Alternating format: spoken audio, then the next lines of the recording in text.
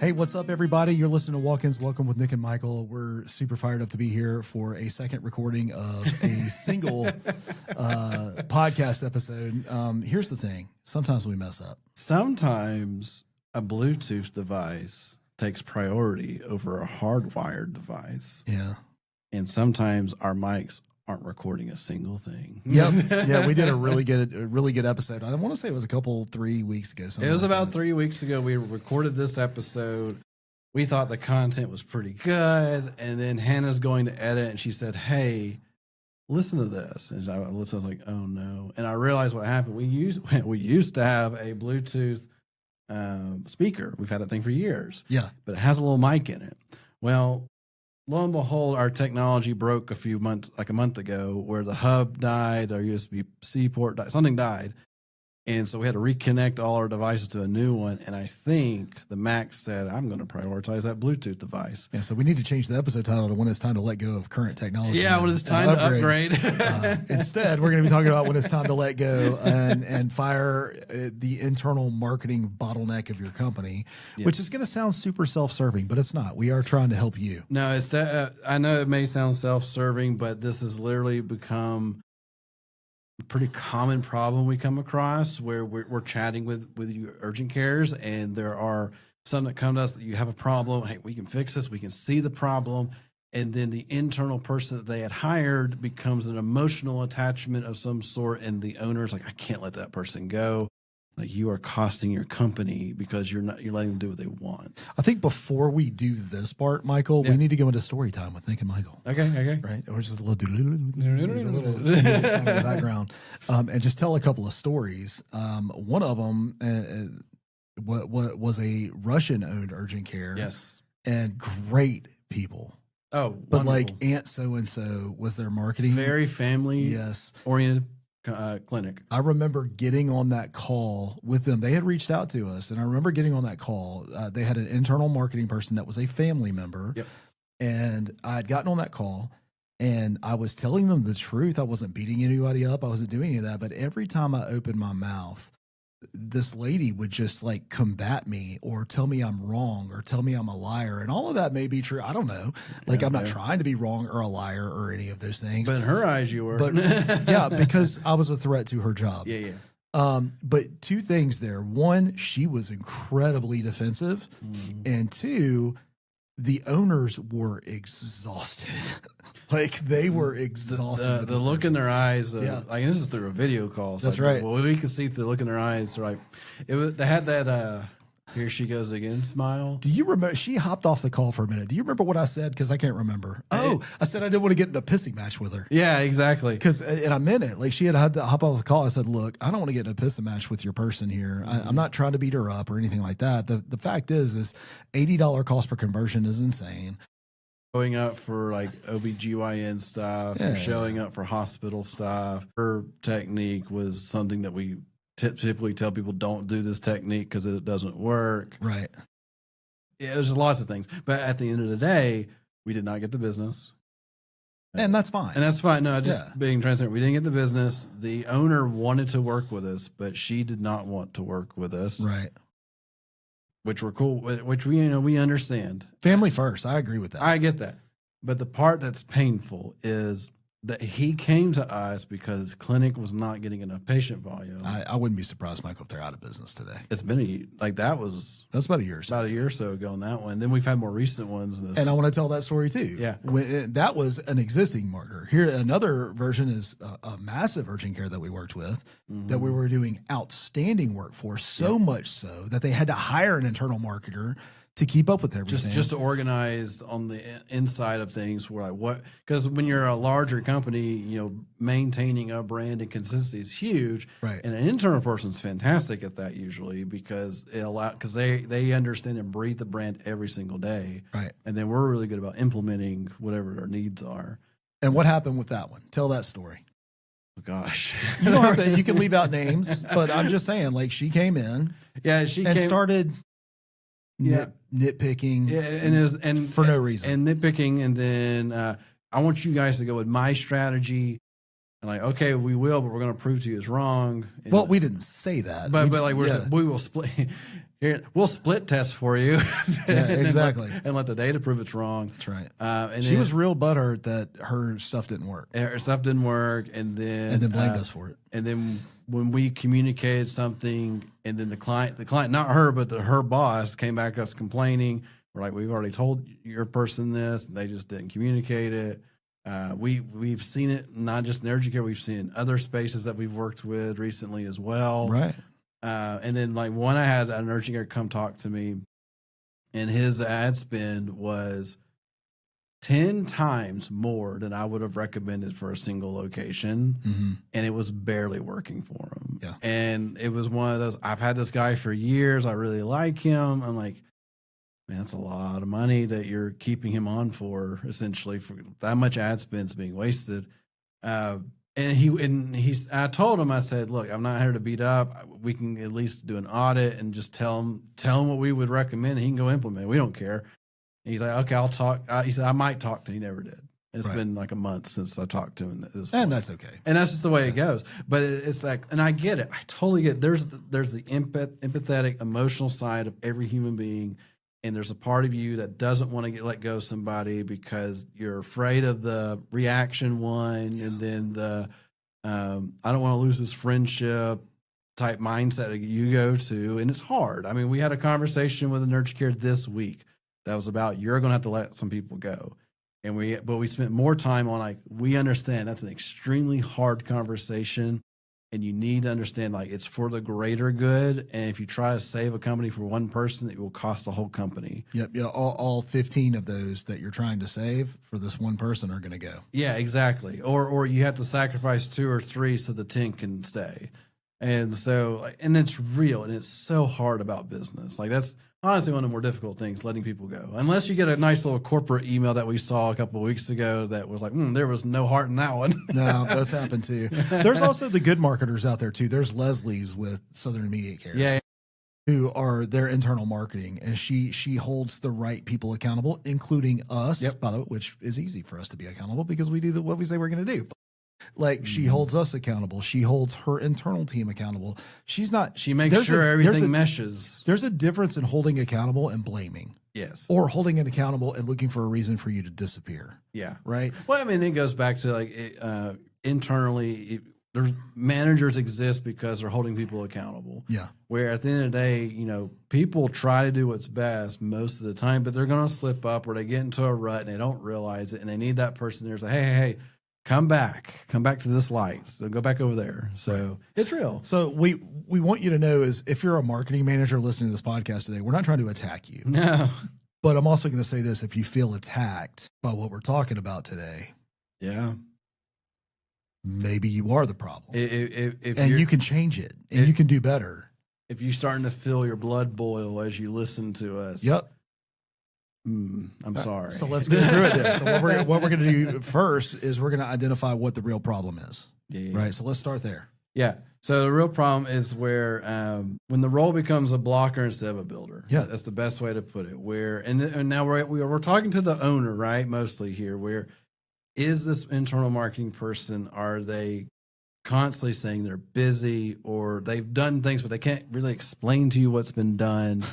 Or there's some extra excessiveness around simple things. Like, why is this so hard? If you're an owner and you've said to yourself, why is this so hard for this person? Mm-hmm. These are some of the identifiers. So like, this is just a very simple, straightforward, where, and at the end of the day, blocker versus builder, where they're looking for ways to make the idea, instead of building your business, they're kind of putting little blocks up and stopping things. Right. And then if you've ever said, hey, can you work on this? Hey, I've been trying to figure it out. Well, it's been like 3 months. Have you figured anything out yet? Well, no, which means they haven't spent time on it, or they're just not doing it. Or more importantly, you say, hey, well, here, let me help you real quick. And they go, no.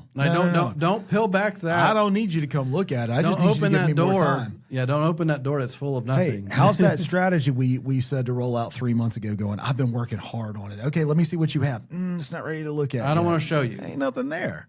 Yeah, I will say this, like, it's not even a note here, but like, if somebody's telling you, well, I don't want to show you yet. It ain't ready. Yeah. Show me what you got. I don't have anything to it should be, I don't have anything to show you. And I called, we had a team member one time, and I called them out on this particular thing. They were building out one of our productivity systems. Yeah. And they'd been working on it in perpetuity. I mean, just Well, forever. I remember in the time, because we were doing some time tracking at that time, and it was like 2 hours of this, 5 hours of that thing every day. Yeah. And we were just like, man, that's a heck of a program. Yeah, and this is my fault. It's a failure in my leadership, but what she spent an entire year working on, once we finally made the changes internally that we needed to make, the next person came in and had it done in 2 weeks. Yeah. Done. Like on and its functional in 2 weeks. And we were tweaking at that point. From scratch. Yeah. Right. Well, and that's real too, because I mean, at the end of the day, inside of a business, inside of an urgent care, there are certain projects that take time. Like, hey, we're doing an EMR conversion. That's a big project that takes time. Yeah. Hey, we're doing a marketing campaign. That is not a big project necessarily. Something can take time and be a big project. Yep. But every single one of them should have milestones. Milestones, and the check-in milestones, points. yeah, milestones and check-in points where you can go in and say, okay, show me where we are in this sprint. Yeah, exactly. And so this never should be I've been asking for this for 3 months and you haven't given me anything. Yeah. Should never be a conversation, because if it is, this is the real problem. So, all right. So that we helped identify. So I know for those who are listening, if you have somebody pop up in your mind as we were describing this, I'm going to go ahead and apologize. You might as well fast forward to the end of this episode and talk about how you're going to get rid of them. That's right. Because That's right. I apologize for that future person, that person's future, but it's real. Now, sometimes though, just remember, maybe they're just they're a great person in the wrong seat, and you may have a different seat for them. But moving on. Well, when you start pressing them, they're going to activate their fight or flight mode. Exactly. And this is how they weaponize it. Yeah, exactly. Yeah, so weaponizing chaos, I know people have heard of that. It's it's one of those things that there are people, that's all they do, is where they take that, they create their own chaos so people can't go in and fix anything. And some of these things, like, you'll never understand it but me. If you let a third party in, they're going to mess all up everything, and I don't know what I'll have to fix all the problems we're going to create. And what you're hearing is like, negative no. Like, no, don't do this, don't do this. And let me tell you why, because if I don't have my hands on it, it's a mess. And then we talked about, like, hey, it's such a big thing, you got to give me more time to work on it. But then they won't tell you what they've actually worked on. And it's the idea that they're creating a house of cards that you're afraid to touch, not that they're in charge of it. But you're afraid, if I touch that, they've convinced me it'll fall apart and I have to stay out of it. And that's just not how that's the equivalent of you own your urgent care and there's one exam room that you're not allowed to open because you were told not to, that it might fall in on itself. Yeah. How ridiculous does that sound? Well, in every aspect of business, you should have some foundational knowledge, whether that be with your accounting, whether that be with just so you ask the right question. Who's answering the front desk? Mm-hmm. What's the nurse deal with on a daily basis? Whoever's coding, all of these different things. Like, you should have some foundational knowledge, and that includes marketing. Yeah. So, and it goes back to, like you're saying, where as an owner, you're not the expert in any division of your company, right? Like, you probably touched or worked on it at different times. You have the most motivation of everybody in the company, but you've hired people to take over those spots so they can be the best it can be. But you know enough where you can ask the right questions and know what's a good sign or a bad sign. Right. So, yeah, it's one of those things, like, when people are just trying to hold the little box together, because they're afraid that if you open the box, it's going to reveal there's nothing in there, or it's just a mess that they created. We even had a situation where we were taking over marketing for multi-company situation, and we had like, what's this address? What's this? What's that? And the response is, oh, that sounds like so-and-so's little chaos that they made that we don't know anything about. Yeah. That's a horrible place to be. It just really is. Yeah, they spun up a location at their house. Or their beach house. Yeah, it's comical. But, that's it, though. They're going to be in a fight or flight mode. there's going to be weaponized chaos involved, and you're going to have to get in there, and you're going to have to dig into the muck and the mire, and you're going to have to do an audit basically of what's going on. Yeah. And the reality is, if they become very nervous or protective when you say, hey, I want to audit everything we have, if they're very nervous and very protective, there's a reason why.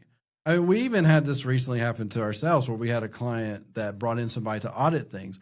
And it's like, okay, that's weird. But then once the audit started, I was like, man, we have great numbers. Yeah. Yep. Like, I'm actually kind of excited to show this because this is pretty fantastic. Yep. And we were happy to give the information over. And they're like, oh, yeah. And they think about that.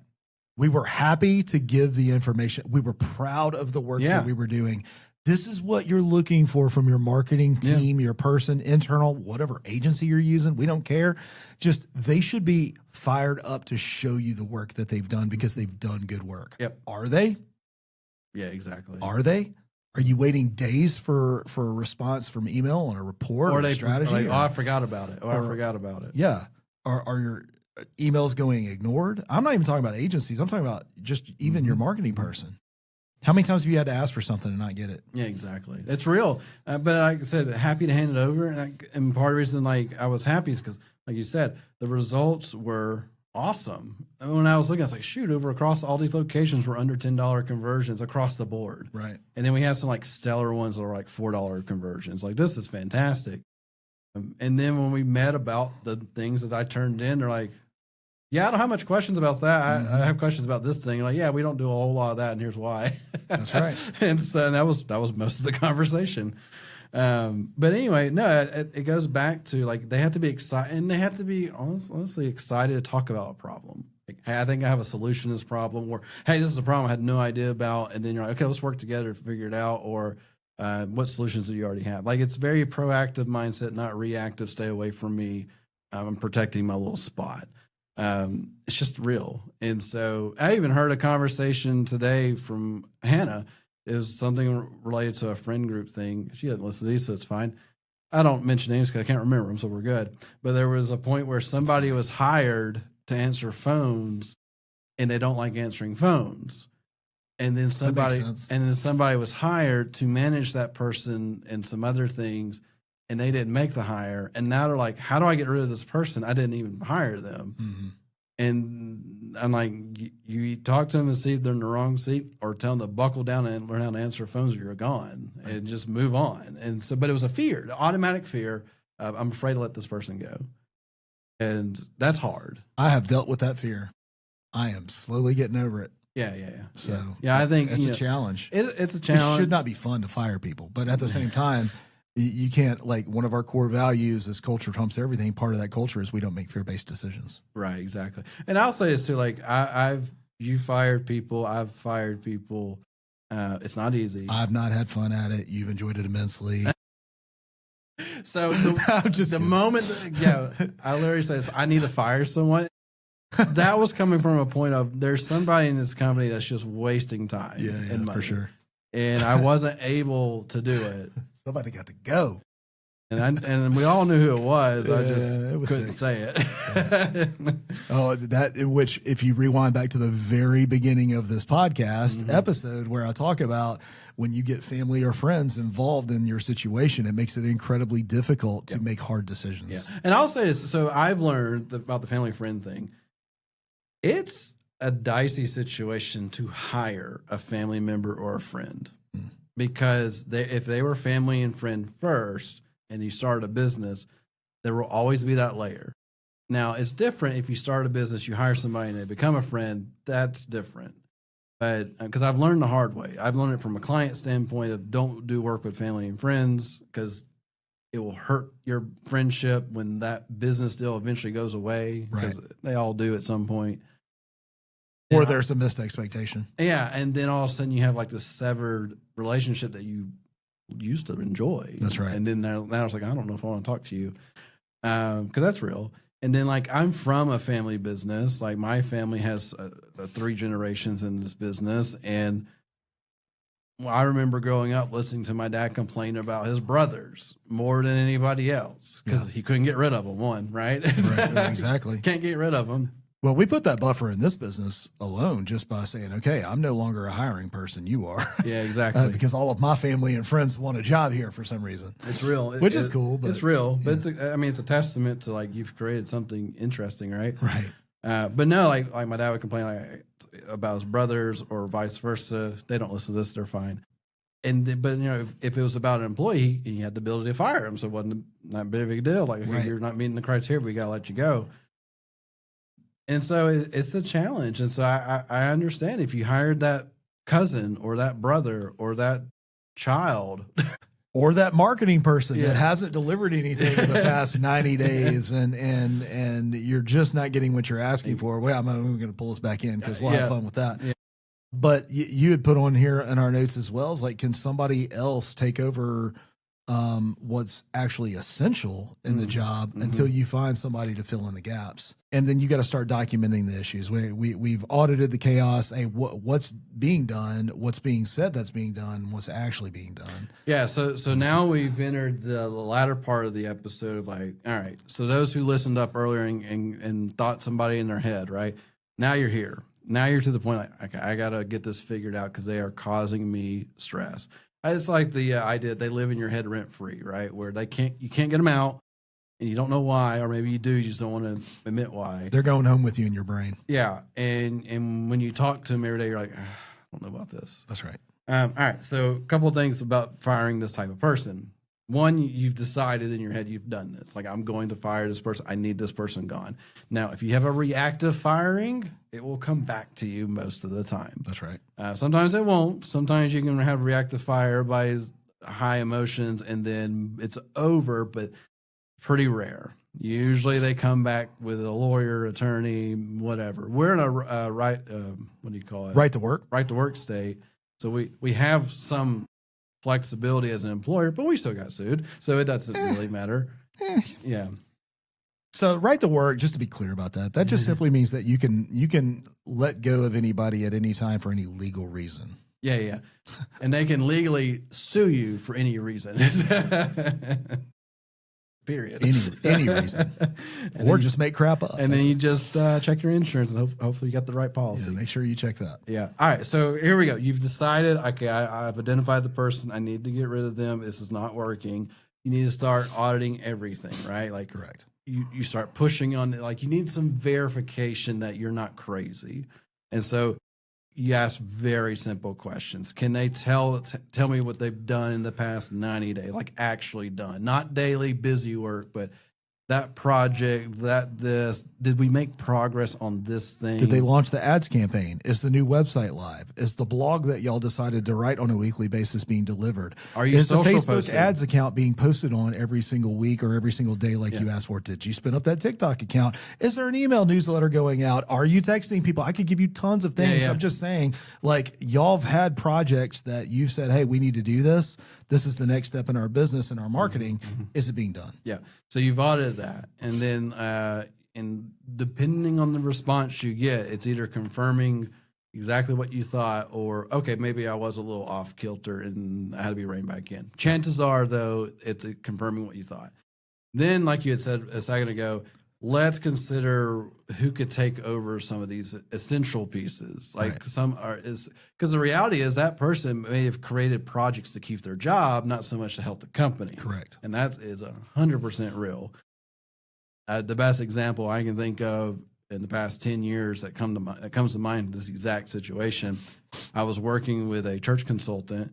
And he was consulting a very large, like 2,000, 3,000 member church. And he was there to help identify expenses. Why are we have this many? We have pretty good tithing, but why are we not making money? It's like classic, like, just peel back all the layers and you'll find stuff. And one of them was, what's this lady do? She does our directory. She designs the print version of it, prints it, and makes sure everybody gets one in the church, all 3,000 members. Why don't you just put it in a PDF and email it to everybody? Well, this is her job. Well, she doesn't need that job anymore. And she's been here for 30 years. I know. Sucks. So, like, is that essential? Absolutely not essential for that church to function. So these are type of things you got to go through your mind of what's real. Like, obviously, if they have if there was a constant communication going out to patients that needed a new message on a regular basis, hey, that's pretty essential. You need to make sure that's not going away.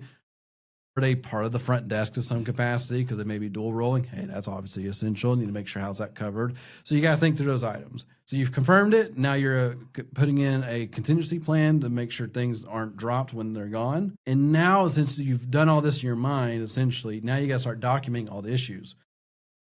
And the documentation is missed deadlines, conflicts where they would not work with third-party vendors, or just kind of put up all the walls, right? Like we talked about blocking.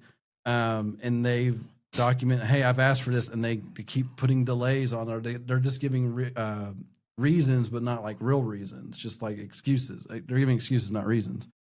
So you have to document all this. You have to document if they argued with you. It's hard to do that if it's in person, but you can jot down a note in somewhere that you're keeping all this thing. This was discussed and it ended badly or whatever, just something that says, okay, this is becoming a pattern. And one, it's also the thing considered, it's convincing yourself too. Like, okay, this is a real problem. I had no idea until I wrote it all down. I was like, that's a whole lot. I know personally, I've screenshotted conversations. Like we're big Slack users here. And you can delete Slacks, but you can't delete my screenshot. That's right. That's right. You're right. And so screenshots are super important, especially if you're, chances are, like, because we talk to a lot of doctors and owners, you probably do a lot of texting.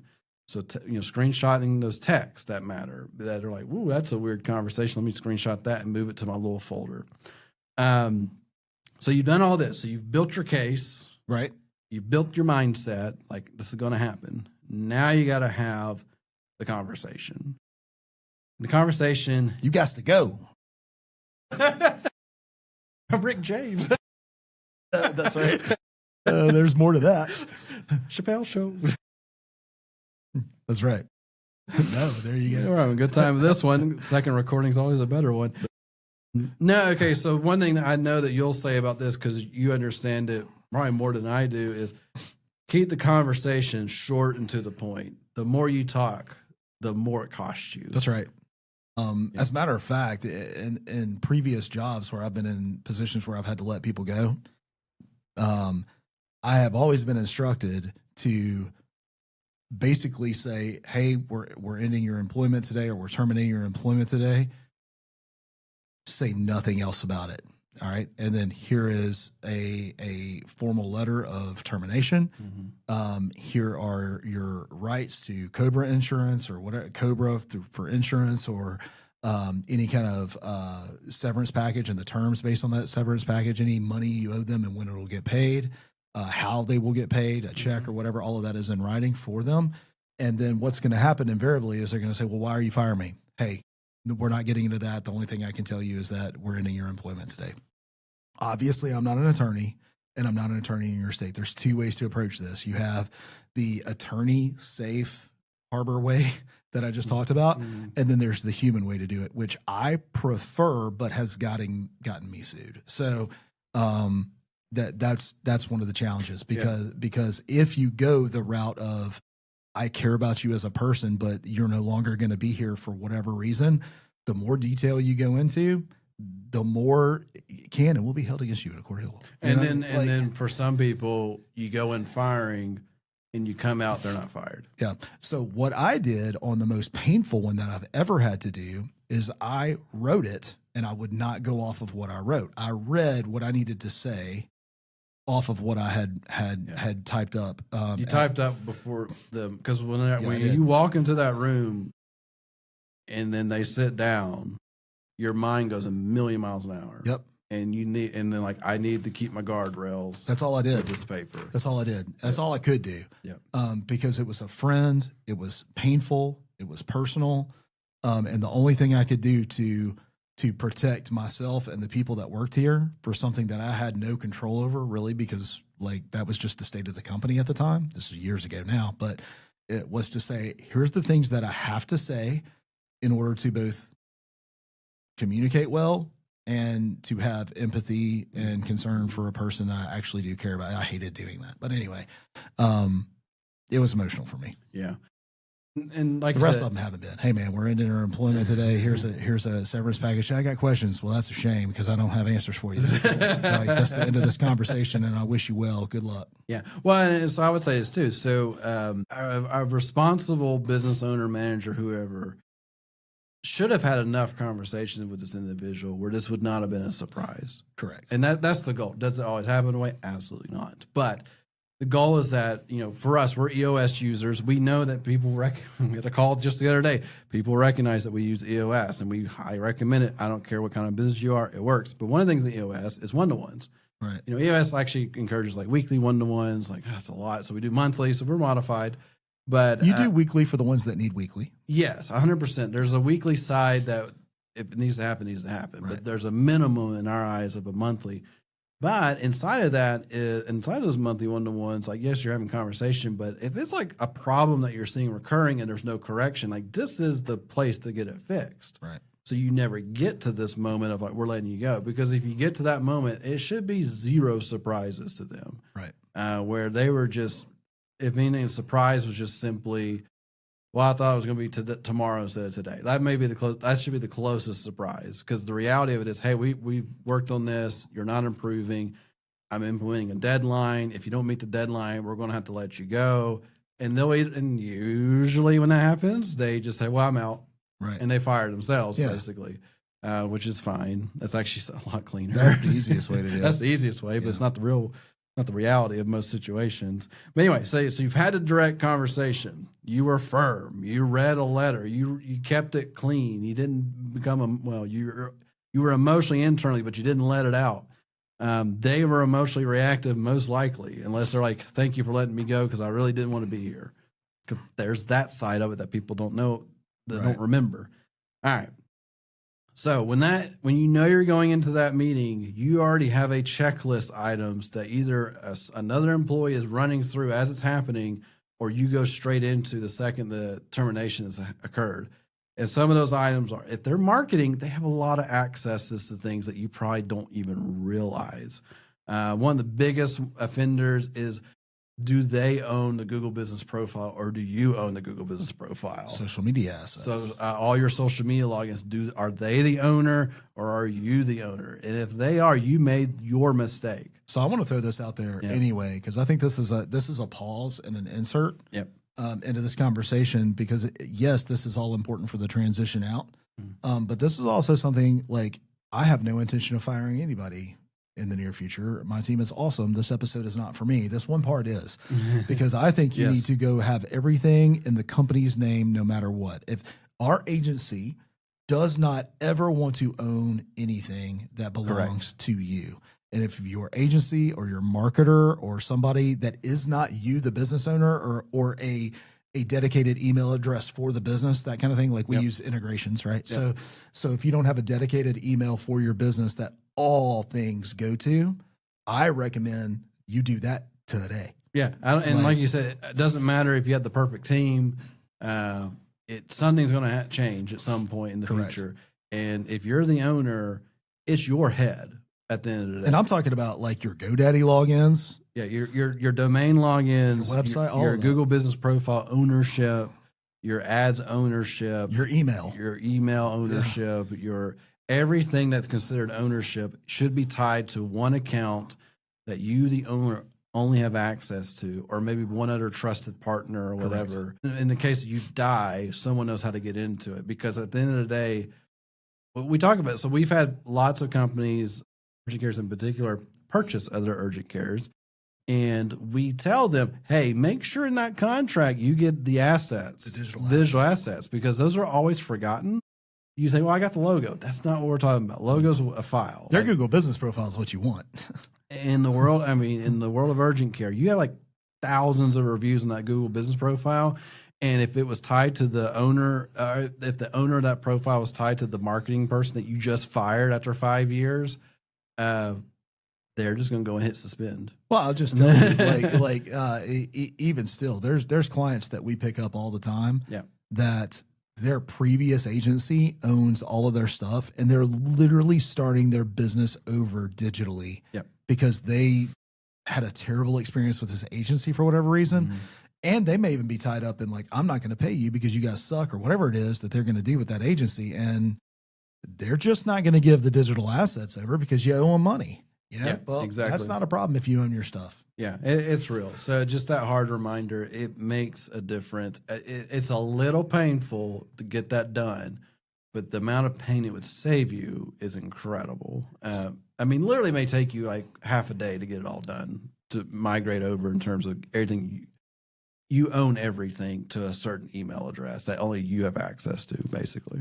So let's do a quick recap. let's do a quick recap. That's what you come here for. Yeah, exactly. Identify the real problem. Are they too busy? Are they pretending to be busy?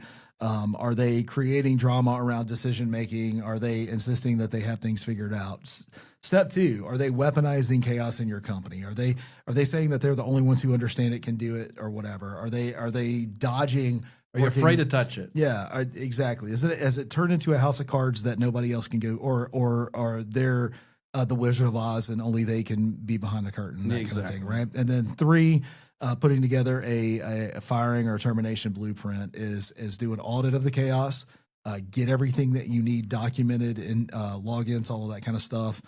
Make sure that you've documented all of their issues, and then make sure that you have a direct, clear, in writing, you're out conversation. And I would even recommend you run that by an attorney or your payroll company or whatever. As a matter of fact, like most payroll companies have an HR part of it that you can just pull a document from them. They'll tell you legally in your state what you can and can't do. But that should be like, if you're marketing person or your marketing agency, mainly your person is who we're talking about. Mm-hmm. If you feel like they check any of these boxes. And finally, again, I'm not trying to like trigger you. If you're a marketing person and you're listening to this and you're like, I'm doing these things, one, do better. You can fix this. You can fix it. Like, we're telling you to fix these things. And I want to identify with you on a different level, and just to say, maybe you're doing these things because you really don't know what you're doing. Yeah, you're not in the right spot. You don't have the training for it.